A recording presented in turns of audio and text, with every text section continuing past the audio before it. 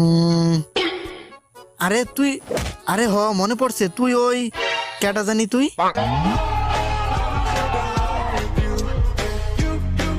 আমাদের অনেকদিন পরে দেখা হয়েছে। তুই কি ট্রেনিং এ গিয়া সারাদিন হ্যান্ডেল মারতি নাকি? তোর স্মৃতিশক্তি একেবারে কমে গেছে।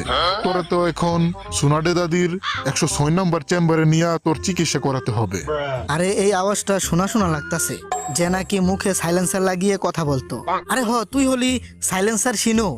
অবশেষে তোর বিচিতে 1 ফোঁটা পানি জমছে, তাই মনে পড়ছে আমি কেডা। আরে বুকাদুচা, তুই এমনি পর্দাশীল হয়ে থাকলে কেমনে চিনমু তোরে শালা?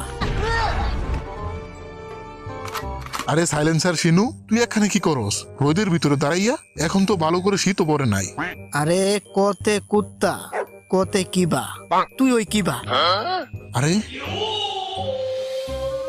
এনতে নুনু, এনতে নারুটো, তুই ওই নারুটো।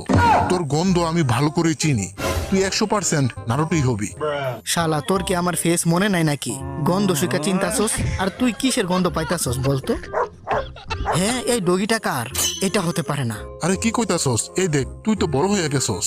আরে বাদ দে আমার কথা, আমার বিশ্বাসই হইতাছে না এত কম সময়ে এই ডগি এত বড় হয়ে গেছে। এটা কিভাবে সম্ভব?